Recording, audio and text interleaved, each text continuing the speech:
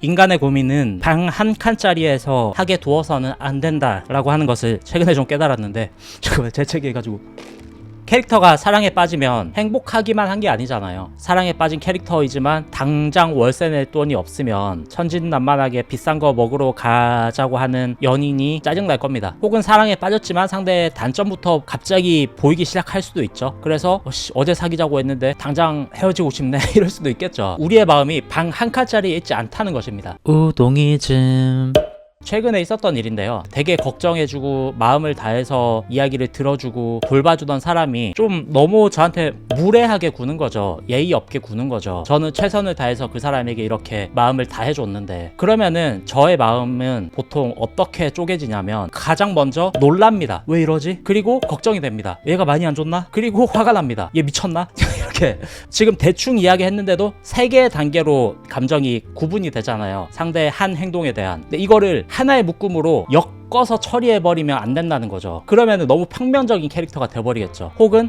억압, 결핍, 트라우마 이런 게 생길 수도 있을 겁니다. 놀란 영역 가장 먼저. 그거는 나를 잘 보듬어 줘야겠죠. 놀랐구나. 그냥 알아주고 놀람이 가라앉을 때까지 기다려주면 됩니다. 소중한 사람의 도움이 필요할 수도 있을 테고 아니면 혼자서 명상을 할 수도 있을 테고 뭐 아니면 즐거운 일을 즐거운 사람들과 보내면서 놀랐던 마음을 진정시킬 수도 있을 겁니다. 그 다음 단계는 걱정. 걱정에 대한 것은 구조화해보자면 기승전결이 있겠죠. 당장 걱정해야 될 영역이 있으면 걱정합니다. 그거에 대해서는. 그리고 다음에 화가 났던 부분. 여기서가 이제 포인트인데 무례하면은 화를 내야죠. 그쵸? 그 사람에게 맞받아치라는 것이 아니라 내 감정을 억압하지 말라는 거죠. 무례하네? 화나네? 속으로 욕도 좀 하고 어떻게 저렇게 무례하지? 배신감 든다. 그 감정을 걱정과 놀람과 혹은 나의 사회적인 어떤 압박감 때문에 억압하지 말라는 거죠. 나의 초자아가 이들을 삼켜버리지 못하게 구분을 잘 해야 된다는 겁니다. 고양이 털이 확 날려버리네.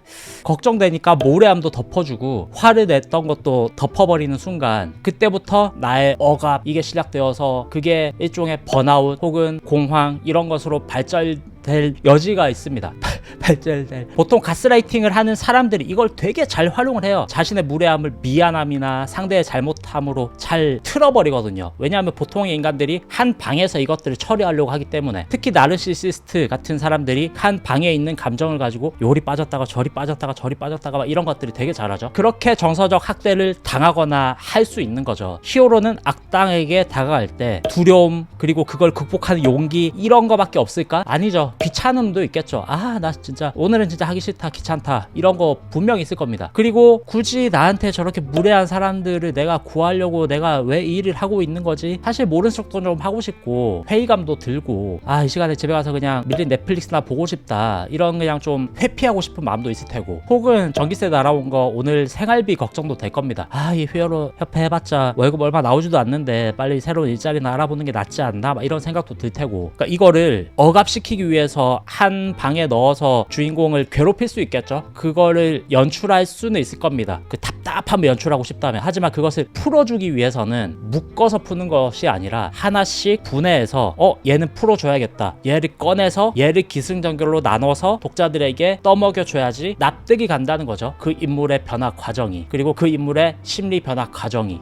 일단 데뷔부터 하잖아. 데뷔를 위한 가장 빠른 길을 안내한다. 우동이즘에 잘 팔리는 이야기 만들기. 이분법의 늪. 여기에서 벗어나라는 말이기도 한데요. 내 편 아니면 적, 좌파 아니면 우파, 남자 아니면 여자, 백인 아니면 유색인종. 세상의 모든 문제는 이 이분법으로부터 나오거든요. 정말 복잡하고 다채롭고 다각도에서 볼 수 있는 모든 현상을 방 한 칸짜리 이거 아니면 저거 여기에서 해결하려고 하는 이 단순한 접근 때문에 문제가 발생한다는 거죠. 인문학의 중요성 이걸 말하는 것이 이분법에 빠져있는 모든 사회적인 구조적인 문제들에서 벗어나서 다각도로 볼 수 있게 만들어주는 것이 인문학이기 때문에 그런 건데 인문학 채널은 아니니까 인문학 관련 채널들 잘 구독해서 봐주시고요. 철학, 인문학이 얼마나 우리 삶을 윤택하게 만들어주는지 행복하고 싶다면 철학을 하라 이런 말도 있잖아요. 있나 없나? 어쨌든 방 한 칸에서 억압시키고 고민시켜라. 다만 여길 빠져나오게 하기 위해서 방 밖으로 꺼잡아내야 된다라는 거죠. 이 말은 사실 캐릭터보다는 그거를 다루는 작가분들 여러분들에게 하고 싶은 말인데요. 캐릭터가 행복하고 캐릭터가 감동을 받기 위해서는 사실 작가도 그럴 수 있어야 한다고 생각하거든요. 왜냐하면 너무 좋은 작품이라도 작가가 고통스럽게 삶을 살아간다면 그게 정말 가치가 있을까라는 생각을 늘 합니다. 그렇게 열심히 열심히 작업만 하다가 세상을 등진 작가님들도 많고, 너무 가까운 작가님은 그 관련자분들에게 피해가 되니까 좀 멀리 떨어진 예시를 가져오자면, 제가 가장 좋아하는 화가가 반고흐인데, 반고흐의 작품, 그가 동생 태우에게 쓴 영혼의 편지, 이런 것들 모두 다 우리에게 너무 위로를 주고 동료 같다 생각이 들고, 나만 이렇게 사는 건 아니구나 이런 마음을 들게 하지만, 반고흐처럼 살아야 한다? 그런 말을 하는 사람은 아무도 없잖아요. 작가가 마음의 지옥에 빠져 있는데 캐릭터만 행복하면 뭐 하겠어요, 그렇죠? 그래서 늘 이야기 영상의 끝에서 즐거운 창작 되라고 말씀드리는 결도,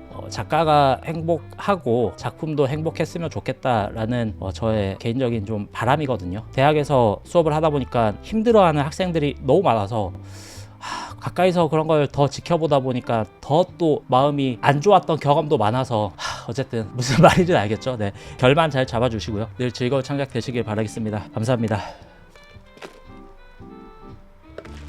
이런 고양이들처럼 살아야 하는데, 명상의 동물, 늘 오늘을 살고 오늘의 최선, 오늘의 행복을 추구하는, 너무 미래 과거에 속박되어 있어. 그럴 필요가 없는데